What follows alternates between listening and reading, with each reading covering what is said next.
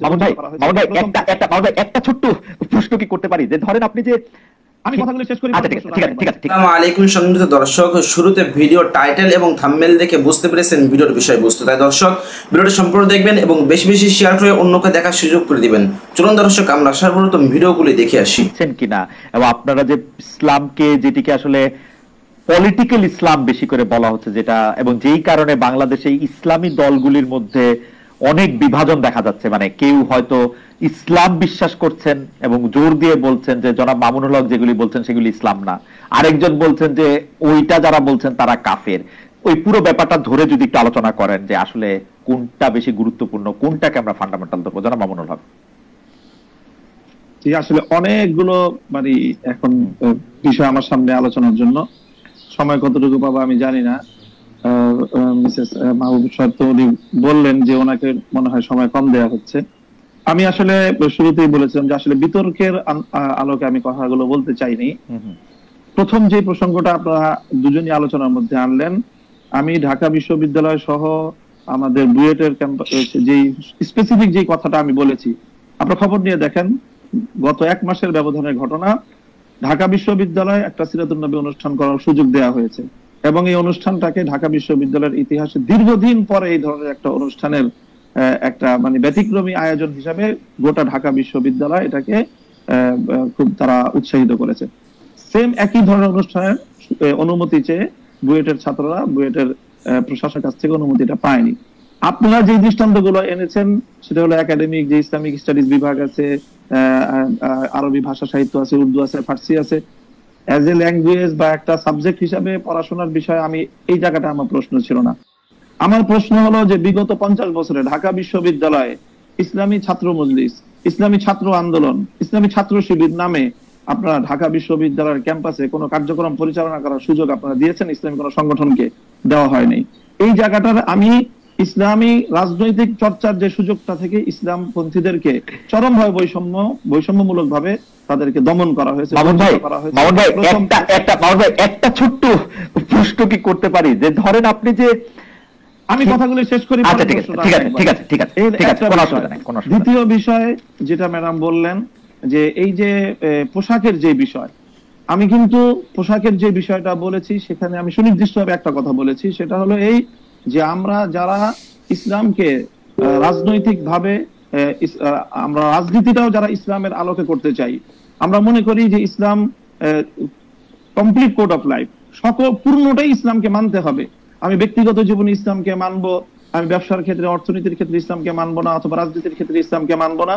ইসলামকে এভাবে খণ্ডিত আকারে মানার কোনো সুযোগ আল্লাহর কোরআন দেয়নি, বরং পরিপূর্ণভাবে ইসলামকে, যারা পরিপূর্ণভাবে ইসলামকে মানতে চাই এবং বিশেষ করে যারা আমরা রাজনীতিতে ইসলামকে অনুসরণ করতে চাই, আমাদের উপর রাষ্ট্রীয় যে দমন পীড়ন চালানো হয়েছে সেটা অন্য কোনো আদর্শিক ভাবে রাজনীতি যারা করে, আদর্শিক কারণে অন্য কারোর উপরে সেই বৈষম্যটা বাংলাদেশে অতীতে হয়নি।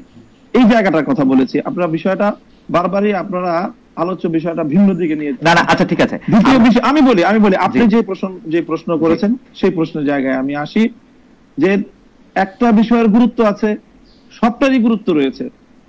সুদ, ঘুষ, দুর্নীতি সহ যেই সকল বিষয়গুলো ইসলাম নিষিদ্ধ করেছে এর প্রত্যেকটার বিষয়ে আমরা ফোকাস করি, আমরা আলোচনা করি।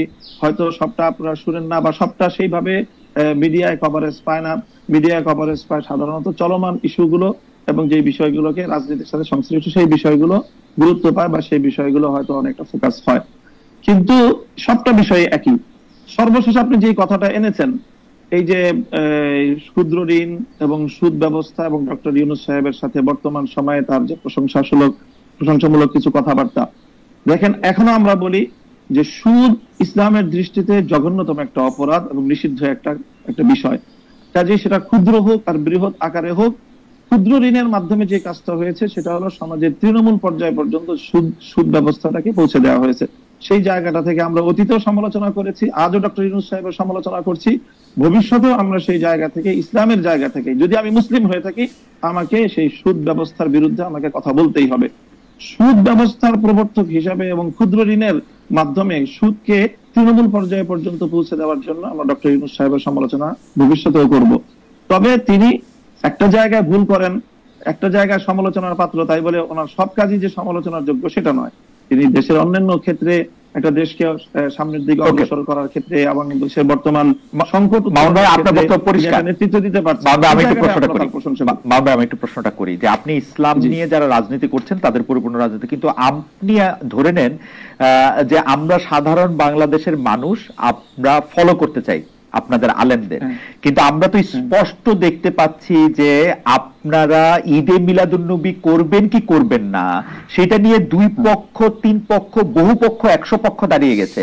আমি শেষ করি, এটি নামাজ কিভাবে পড়া হবে কি পড়া হবে না সেটি আপনারা আসল ইসলাম নাকি চরমনাই আসল ইসলাম, আসল ইসলাম কি আসলে আটরশি, আসল ইসলাম কি আসলে মাওলানা রাজ্জাক সাহেব, এইটা নিয়ে তর্ক ছাড়া তো আমি মানে আর কোনো কিছু দেখি না। আরেকটা প্রশ্ন আমাদেরকে আপনার জন্য করেছেন, উনিও একজন আলেম, উনি বলেছেন যে খ্রিস্টান শাসন বলতে কি বোঝাচ্ছেন, তারা কি বাইবেল অনুসারে শাসন করছেন, এখন আমেরিকা ইউরোপ যে শাসনে চলছে সেটা খ্রিস্টান ধর্মের শাসন কিনা, সৌদি আরবে যা চলছে তা ইসলামী শাসন কিনা, সৌদি আরবে ছাত্র সংগঠন করার অনুমতি রয়েছে কিনা।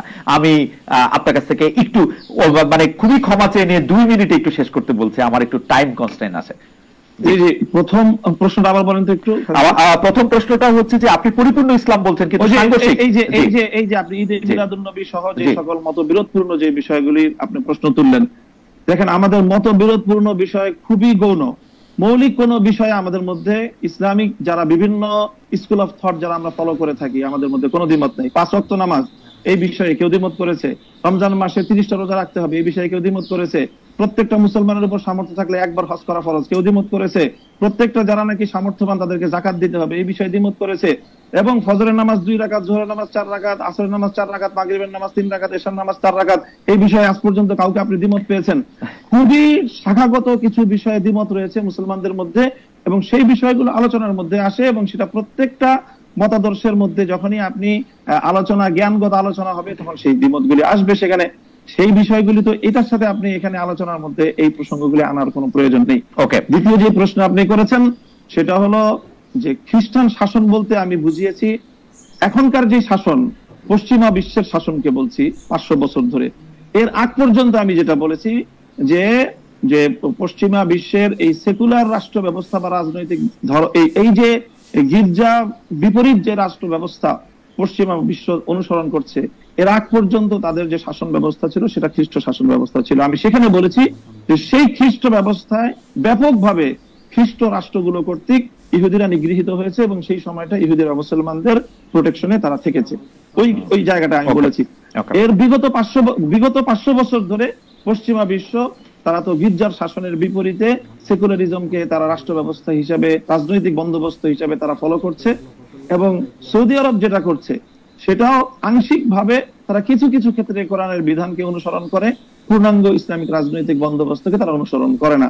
কাজে সৌদি আরব আমাদের কোনো মডেল না, সেটাকে দিয়ে আমাদের কাছে প্রশ্ন করলে আমরা সেখানে সরি বলা ছাড়া আমাদের কোনো উপায় নেই।